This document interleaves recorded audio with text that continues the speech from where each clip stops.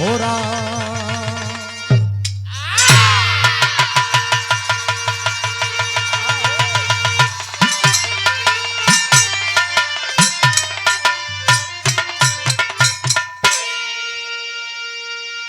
चक्र सुदर्शन लेकर के भगवान श्री कृष्ण और महाभारत के लड़ाई में घूम रहे थे। नहीं उठाऊंगा ये चक्र सुदर्शन भगवान विश्वकर्मा जी बनैले रहनी और के कहला कि नहीं उठाऊंगा, मैं सारथी का काम करूंगा। होनी और रुके ले नहीं। बिरहा में 4 लाइन भूमिका का भाव बा कैसे मास्टर।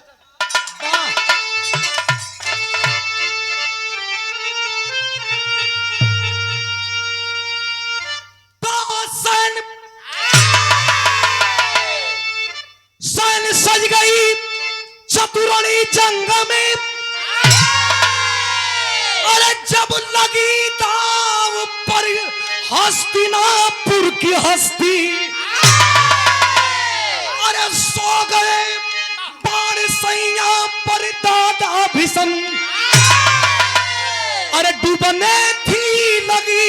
भंवर बीच कश्ती, गुरु दौड़ का है बधन हो गया, अरे सेनापति कर्ण बना कौरवों का,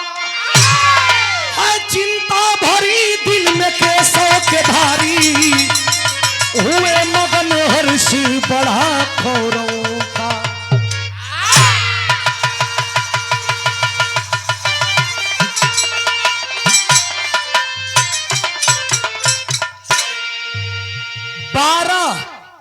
बारह से 13 मिनट का गाना बा, लेकिन बताई बा आप लोगन के कि वीरता वीर रस और भगवान विश्वकर्मा का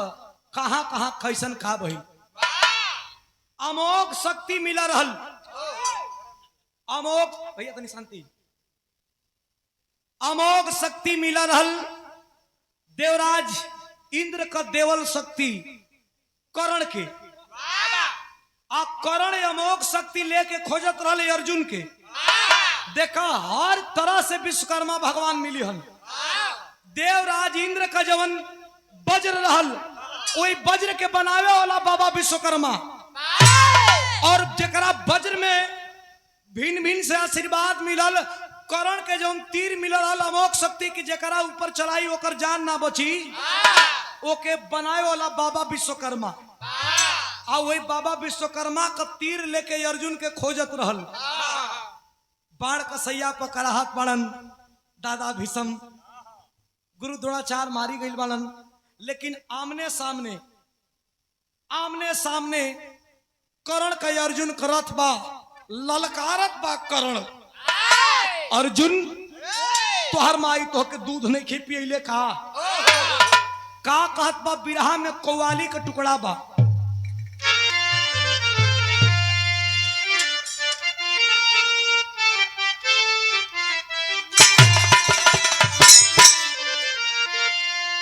देखा ही कौवाली के हमारे विजय लाल गुरुजी का गुरुजी स्वर्गीय रामदेव गुरुजी जवनिये में गा के आय अमर कह के चल गईले। तू गा के अमर कह के चल जा, कहां भेजे चला जा। अरे भेजी कहां भेजे नहीं, हमारा शंका होता है कोनो लेडीज चाहे जेंट्स में बतेले ना हो जात अंजनी कि इनके छोड़ के चल जाई। हमरा सुतहू में डर लगो कुछ भोंक देबो सुतो। अरे मर्दे कहीं का नहीं। कव्वाली बड़ा बिजोड़ हो। अरे काबे में तेरा जलवा, काशी में नजर है।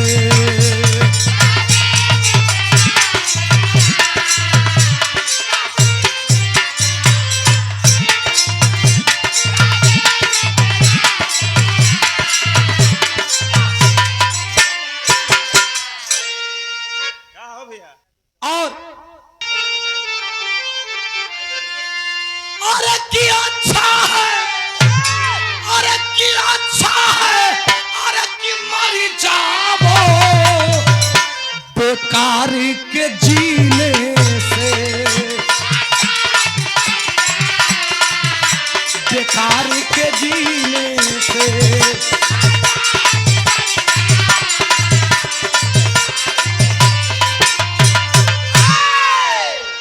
अरे क्या अच्छा है कि मरी जावा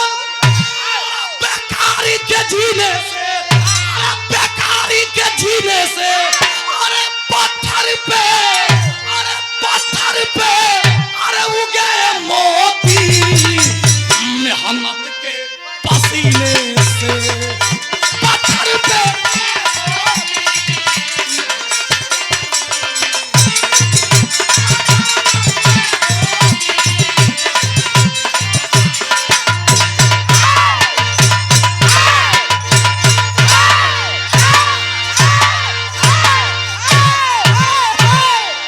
चुप रहे तो वो पंखा बंद करवा दिया। हाँ? चुप रहे तो वो पंखा बंद करवा दिया भैया। तनी कम इनसे बतियाओ ना तो इहो पंखा बंद करवा दियो। घुमवा दूंगा। ए भैया, करण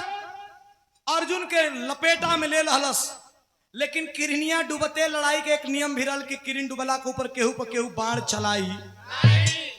किरिन डूब गईल, यही करण अर्जुन के लखेदले रहल ना मिलन। आ जब ना मिलन, किरनिया डूबते शिविर में पांचों पांडव विचार करत बनन कि करण आज छोड़ ले बा, कालो लपेटा में ले, काल छोड़ी तो परसों दिन हमन को कैसे जान बची। पांचों पांडव जाके भगवान का आगे हाथ जोड़ के लगना गिड़गिड़ाए कि आप पे एकर कोनो उपाय निकलबा। भगवान कहला कि हमारा का शरण में आ गईला तो एकर उपाय हम बतावत हई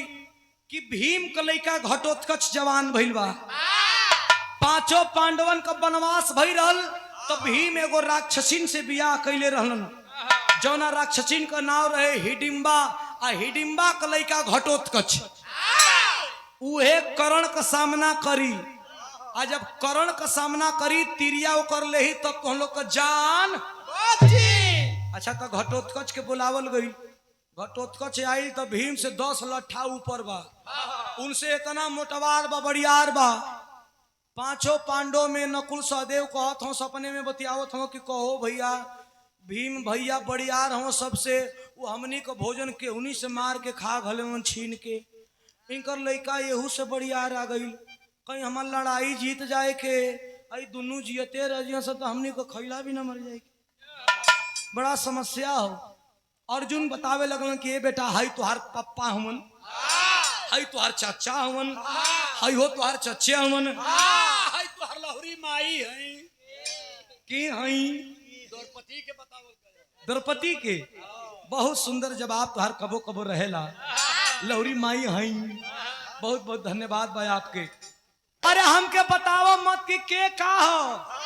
अरे तुहार एगो लइका अर्जुन का लइका जवान भइल बा, वही से मिले आइल बनी। अर्जुन कहलो कि कौन लइका? कलश की तुहार लइकवा अभिमन्यु कहाँ बा?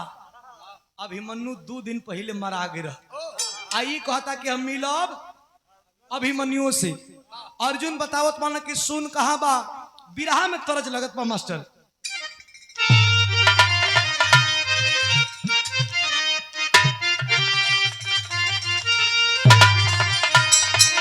जब मरद मरद का बिरहा होके तो स्वर्गीय रामदेव गुरु जी और स्वर्गीय बुल्लू गुरु जी का नाम बहुत बड़ा रहल, हमन का जन्म भी ना रहल। स्वर्गीय रामदेव गुरु जी बुल्लू गुरु जी से सवाल कह कैसे कहे नदिया, अरे नदिया किनारे मोर बोले 1000 बार बोले, हमार पिया हमसे ना बोले।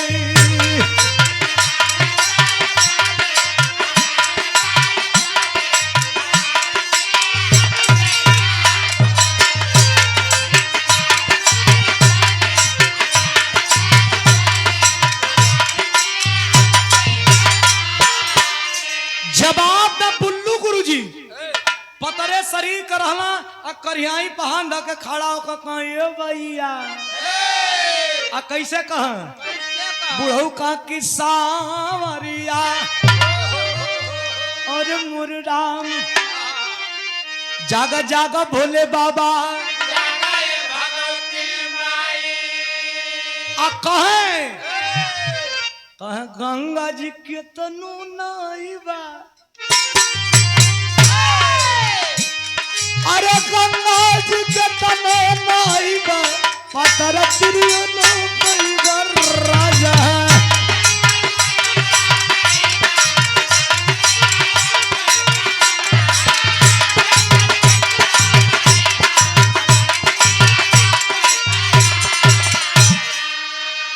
यही बेचन राजभर गुरु रहला ना ई धरती बेचन राजभर गुरु जी कहो बेचन राजभर गुरु जी जब जियत रहलन तो अपने जवानी में ई गीतिया के कैसे गावे कहने बुलाया नारन न सब पाती अरे ने बुलाया नारन न सब पाती बलम बदमाशी में फंसी गए हो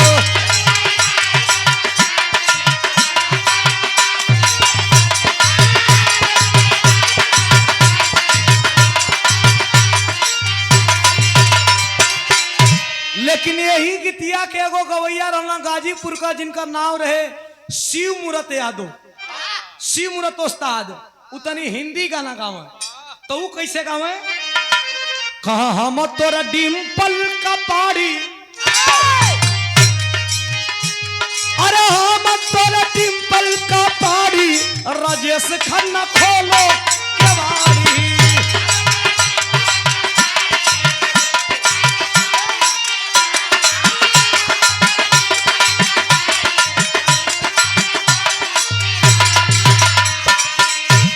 लेकिन यही गीतिया के हमारे गुरुजी विजय लाल कैसे बना के गावेलन कहना भाई ससुर हर जाई अरे भाई ससुर हर जाई भूमि जतने वतने मोटाई भूमि जतने वतने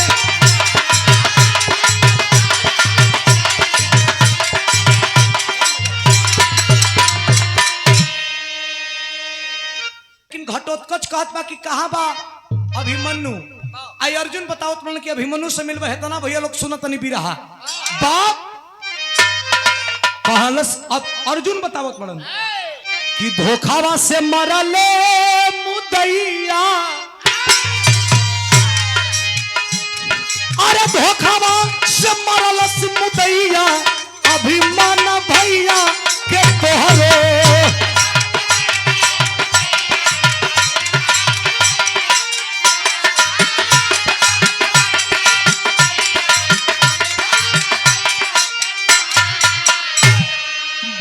घटोत्कच अर्जुन पीड़ा खाके भाई ले यमा चकल बीहू में फंस के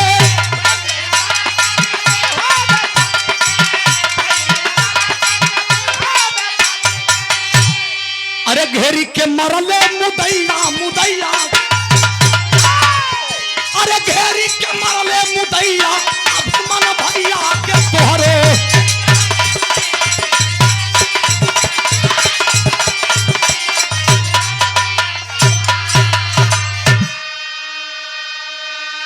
बेटा अभिमन्यु के खोजत हवे ते अभिमन्यु मरा गई अब तो घटोत्कच चेतना पंच परमेश्वर विरहा सुनेला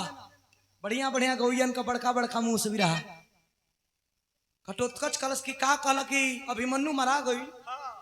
हई भीम हमार बाबू हवा आ कहो भीम के लोग कहला कि इनकर हाथवा में 10,000 हाथी के बोल हो जेकर हाथ में 10,000 हाथी के बोल रहे ओकर बेटा महाराजी भैया गलत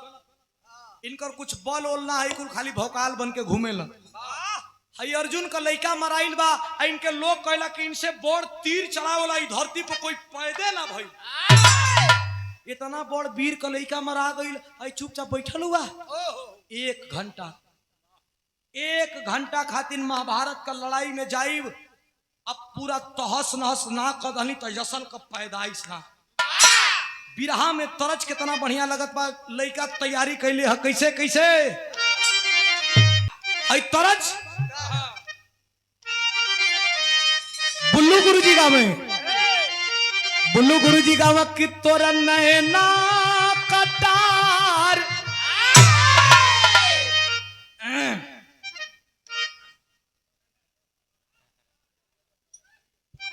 कह कि तोर नैना कटार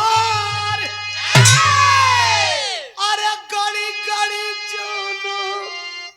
या में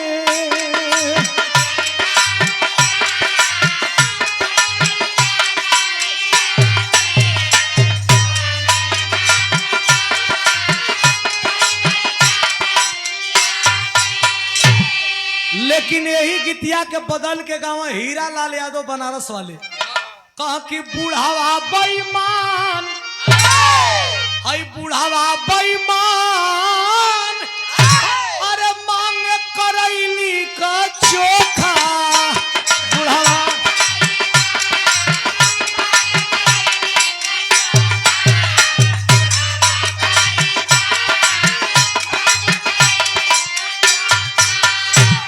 अब अकेले गरम कैले है घटोत्कच हई 5 जानी बैठल वाले तोहने के लाज नहीं खे हो का कहे बोला बाका जुझार अरे बोला बाका जुझार अरे काहे नाम के बोलैला बोला बाका काहे नाम के बोलैला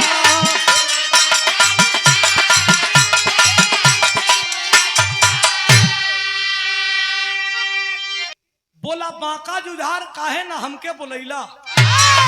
श्री कृष्ण भगवान कहल के ये मत तो 5 पांडवन का लड़का होके इन्हीं के चापत ह कहल हमरे के मोर्चा संभारे के उठ के बैठ गइलन अब बैठ के कहलन का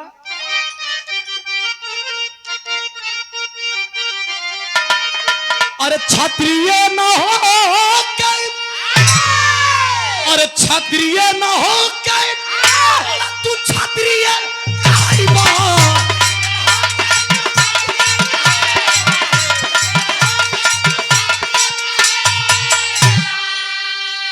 अरे जबकि समरिया में अरे जबकि समरिया में पीता देखैबा कि समरिया में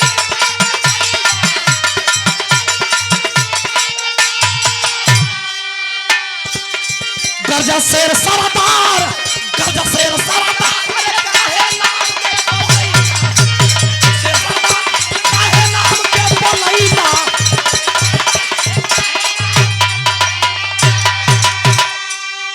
गरजा शेर सरदार काहे ना हमके कहना सुना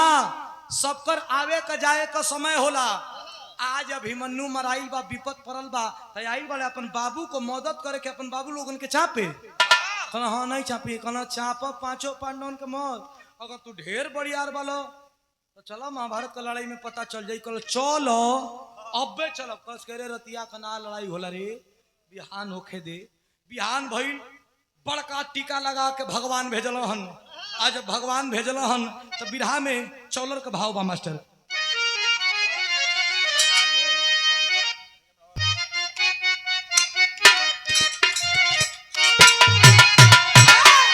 उहे तरज का लाइन बा अरे गोरिया दिन भर कई के कटियो गोरिया दिन भर कई के कटिया लेके सजियो के सिलवटिया पीसे अंगना में सौनी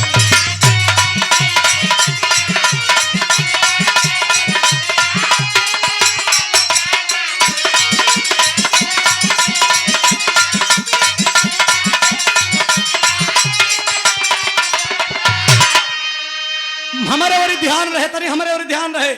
चलल बा घटोत्कच 5 पांडवन के तरफ से लड़ाई लड़े आज जब पहुंचल बा लड़ाई का मैदान में तब अरे जैसे गर्जन लगा है गगनवा तो जैसे गर्जन लगा है गगनवा वैसे गर्जन लगा है जवानवा बलवा सन के लागल ना जैसे गर्जन लगा है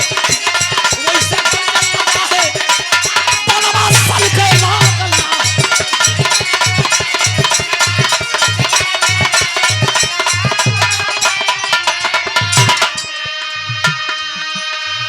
5 पांडव के तरफ से लड़े जात आ वो कौरव दल में देखला से कि 5 गो रह हसो ई त मराते ना रह सही छठवा कौन आ गइल रे मर्दे लेकिन जात बा कैसे अरे पांव से रौदे हाथ से मसले अरे सेना लगल पराए अरे हाहाकार मचल धरती पे सब ही लगल घबराए तो कैसे होई एकर बधनवा कैले बाटे लाल के लागल अरे कैसे होई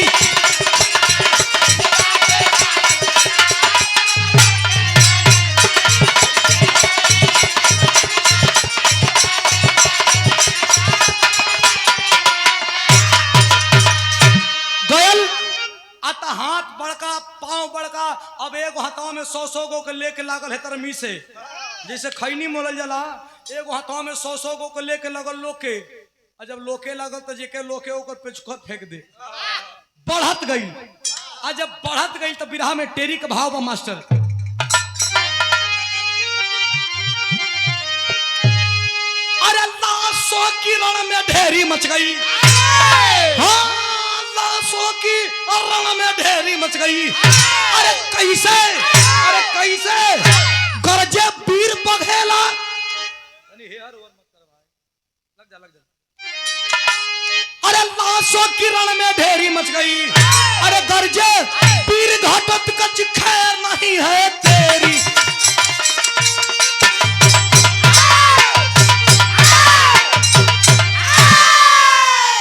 इतनी रगरलस कि दुर्योधन पहुंच गए न कर्ण के जौन यही बाबा विश्वकर्मा तिरिया बनैले रहलन कर्ण के कि तू जेकरा ऊपर चलैबा ओकर जान बची नहीं कर्ण से जाके दुर्योधन कहते ये मदे ये भैया अरे हऊ 5 गो पांडवन से डर नहीं खे कहना तब कैसे डर बा कहना पता नहीं ओकरे तरफ से एगो लड़े आइल बा लइका जौन का नाम घटोत्कच बा आ जौन तिरिया रखले वाला अर्जुन के मारे खातिन उ जल्दी यही पे चलावो जल्दी चलावो करण कलश की पगला गइल का तीर रखले अर्जुन के मारे खातिन के कोनो लइका के मारे खातिन अरे उ लइका नहीं खे एगो हथवा में 100 गो के लोकत बकल सुना अर्जुन के मारो ई तीर अर्जुन का नाव पर निकाल के रख ले बानी दुर्योधन कलश की तब हमरा शंका होता कि तू मारे का नहीं खनाव लेता उ लइका चलले चलावता हमारा शंका होता कि ये करण तू कहीं 5 पांडव से मिलल तो नहीं खन लांछन लगैले बा आज जब लांछन लगैले बा तो आंख में आंसू लेकर के कर्ण कहता है कि तीर तो चला देंगे लेकिन अर्जुन जब तक जीवित है तब तक लड़ाई जीती नहीं जा सकती तुम्हारे मध्य है लइका के मारे अर्जुन के तो मारल जाए हमन का ना अम्मार का कहत बा बिरहा में तरज बड़ा बढ़िया बा कैसे मास्टर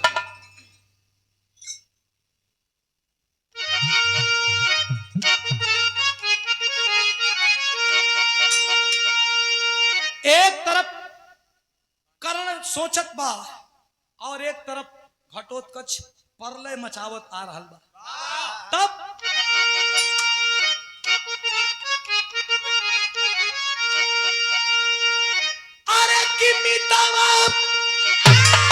हमारी लाज अरे मितैया निभावा अरे खड़ा बा मुदैया के मार के भगावा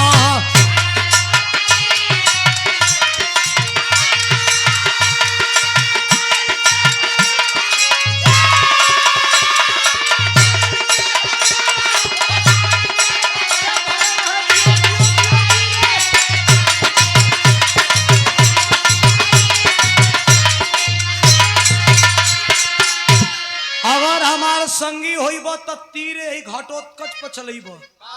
अब तो सोचे लागल कि काय कहता ना कस के तीर ना चलैब तो होई का अरे नाही त हमनी के देई मुआई तो के करा खातिर बोला करबा लड़ाई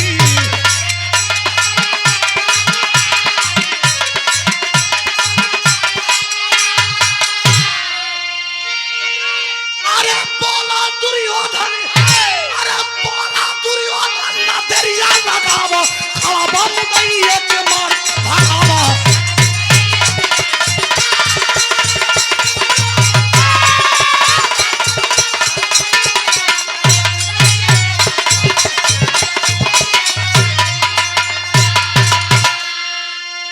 बोला दुर्योधन की मत देरी लगावो कलश की ठीक बा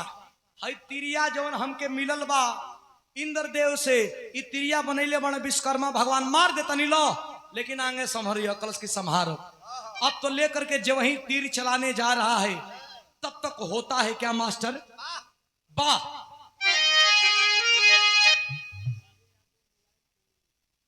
मुलायम टंगुनिया से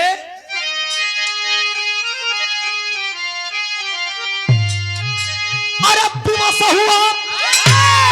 दानवीर पलवानामा पलवा अरे काटी के नाचे धरती पर गर्दनमा पलवा मरले बा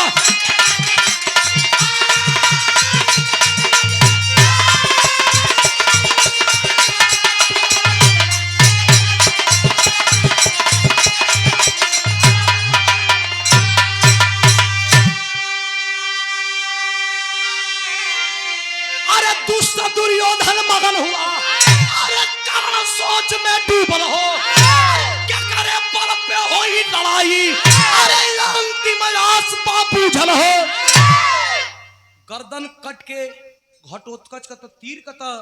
शराप रहल कि जेकरा गर्दन पर जाई केहू को गर्दन होके कटी जरूर उतना बड़ बेटवा घटोत्कच का गर्दन कट गई घटोत्कच का गर्दन कटत बा दुर्योधन हंसत बा लेकिन तीर चलाए वाला कर्ण रोवत बा दुश्मन मर गई लेकिन कर्ण जानत बा तिरिया का महत्व की तिरिया के बाद अब हमरे पल्ले कोनो अस्त्र नहीं खे लड़ाई का दिशा कैसन हो अरे चले सनासन पानी समर तलवारिया पलवा मरले काटी के नाचे मर्दन के मौरिया पलवा मरले बा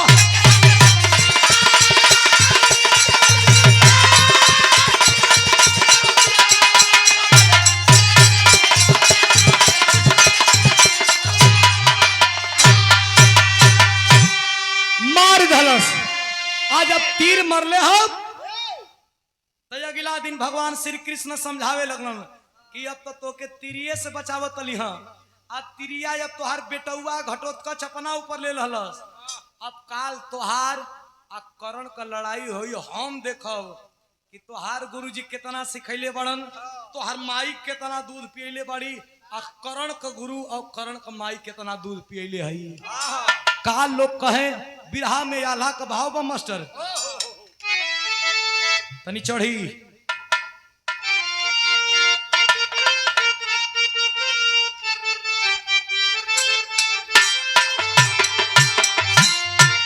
अरे धीरज बन्हाए कृष्ण अरे पांचों पांडवन के भैया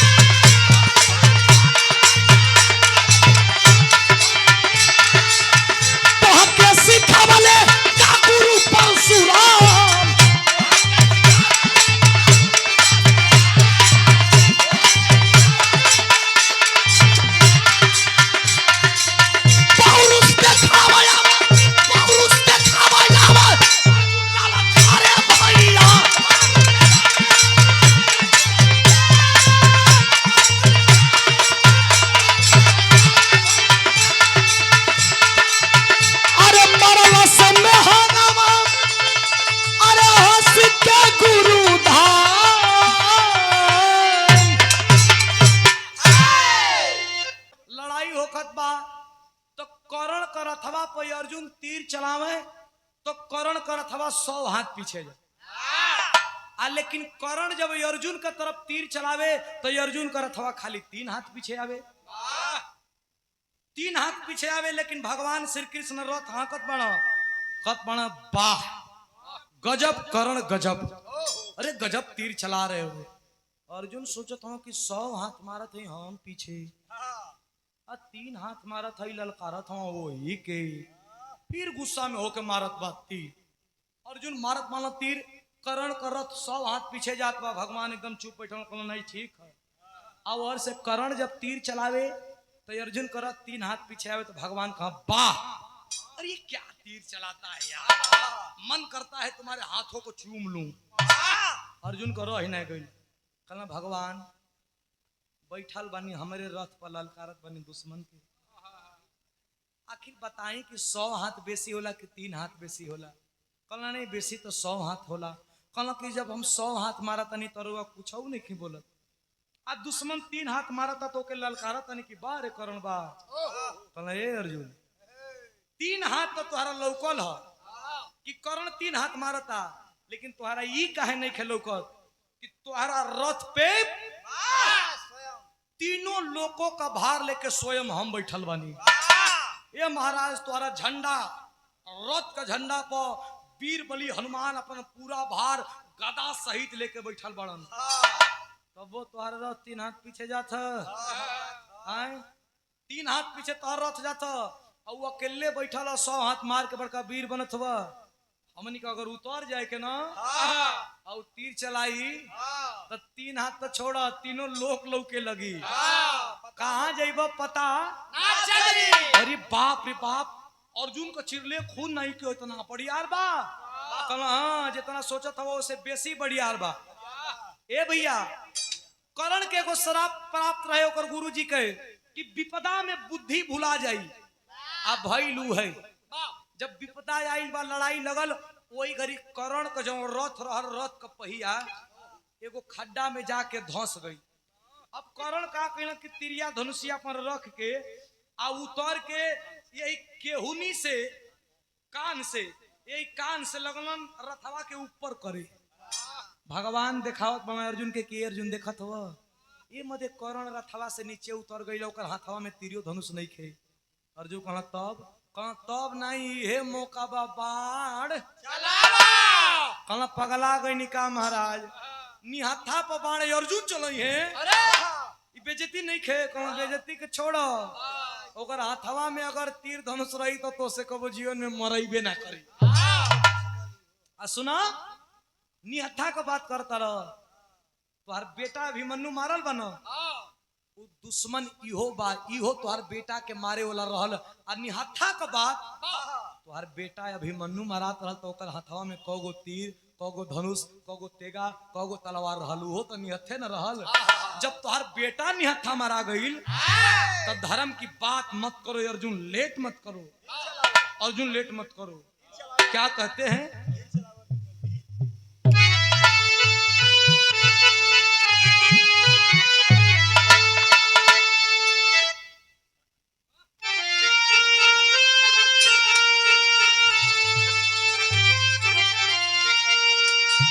कि वसुधा पिए लहू बाजल विजय के बजना, अरे कि विजयी भइल बलवानमा हो कुंती के लालाना।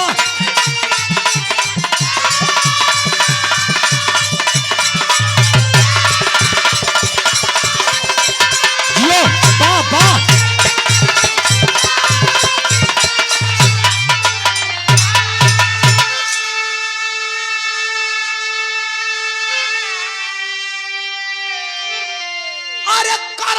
कहिले, अरे चुन पधानावा, अरे तजे कारण के जाने ना पूरा रे जहाना।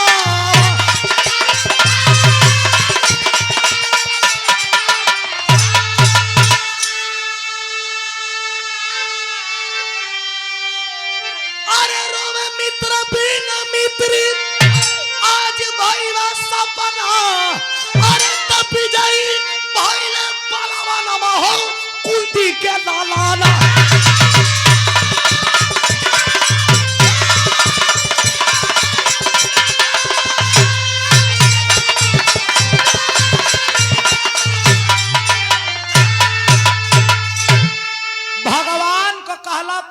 चला दलन आ जवन नहीं कंधा से टांगत रह रथवा वही घड़ी जा करके अब कर्ण के तीर लागल धड़ाम से पीछे आ गई आ तीर पर तीर जब छेद दहलन तो वही जे अर्जुन के घमंड हो गई कि भगवान मार बात बतियाओ तो कि ऐसा है वैसा हो लोटल बा जब बड़ियार रही तो एगो तीर लागी तो दूसर का तीर के संभाल ले भगवान कहला कि अर्जुन लागत है तुम्हारा घमंड हो गई का कहला नहीं कहला ना घमंड हो गई अधमरू बा करण लेकिन तबो तो से बड़ियार बा अर्जुन कहला कि रउआ तो हमने और ले कबो बतियौती नहीं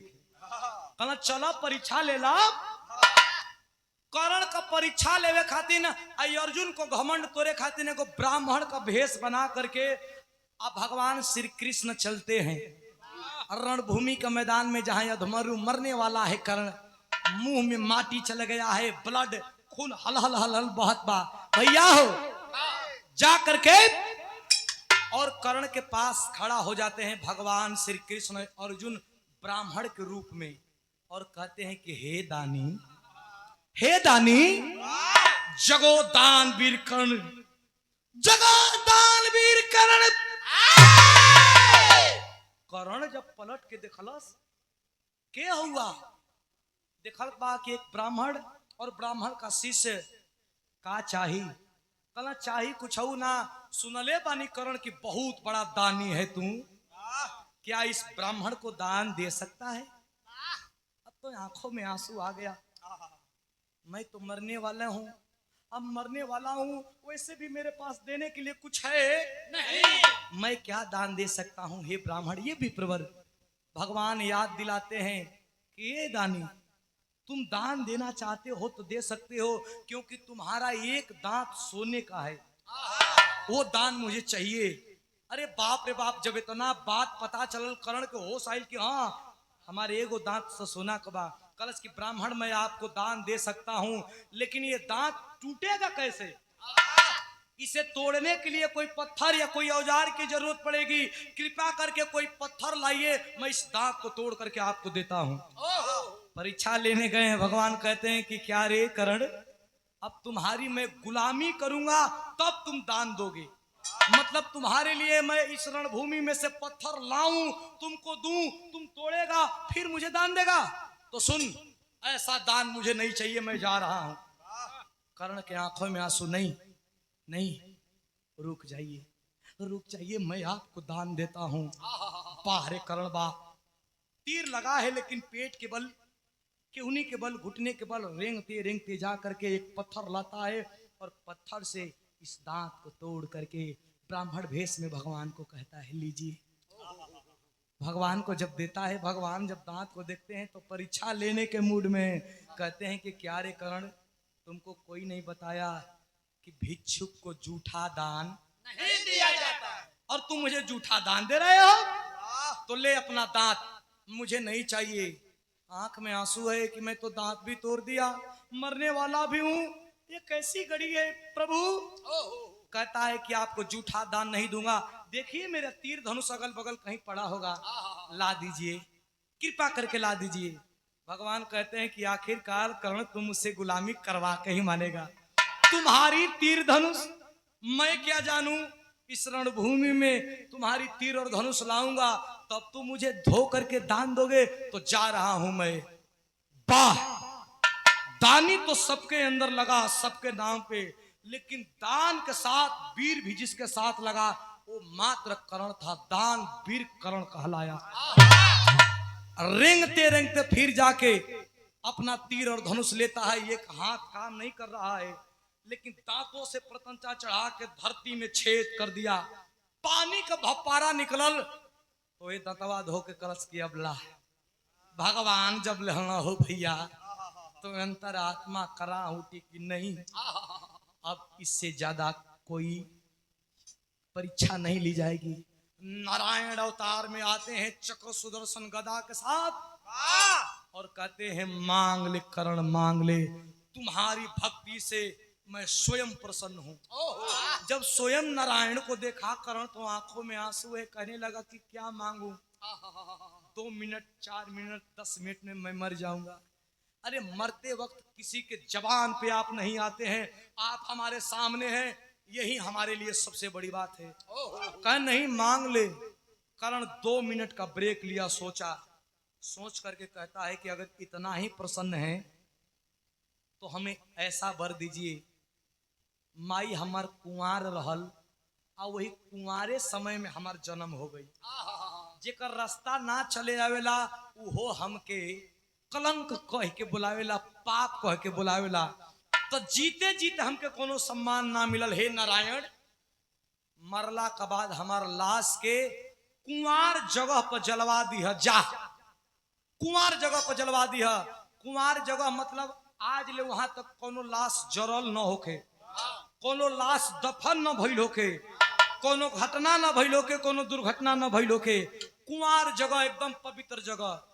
भगवान तथास्तु कह के चल दिए। जब कर्ण मर गया तो उसी के लाश लेकर के भगवान पूरे पृथ्वी पर घूमने लगे। देखिए विडंबना, धरती पर कहीं कुंवार जगह ही नहीं के। इतना धरती बा, हर जगह धरती पर कोनो न कोनो घटना दुर्घटना भइल बा। भगवान अब तो शंका में हो गए कि वरदानो दे दहली और जना तक पूरो ना हुई। तो यही गुजरात राज्य में अलन ताप्ती नदी एगो बहेले। ओई ताप्ती नदी के किनारे अलन, ओइजा सुई को नोक भर खाली जमीन मिलल, मात्र सुई का नोक भर। भगवान कहना करण का लाश इतना बड़का बा आ जमीनिया खाली सुई को नोखे भर बा, कैसे काम होई। वही भगवान विश्वकर्मा भगवान का बनाया हुआ सुई को मंगवाते हैं और उसी सुई के नोक भर जमीन में बाबा का दिया हुआ सुई को गड़वाते हैं और गड़वा करके अपना हथेली उसके ऊपर रख देते हैं। हथेली के ऊपर चीता सजवाते हैं। चीता के ऊपर कर्ण की लाश को रखवा करके जला करके और दिया हुआ वरदान पूरा करते हैं। बोलिए वृंदावन बिहारी लाल की। दिया हुआ वरदान पूरा करते हैं तो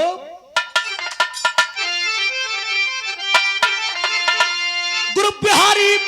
गुरु गणेश गुरु राम लाल गुणकारी। अरे स्वर्ग गए चंद्रिका कवि, अरे बच्चन जी बने पुजारी।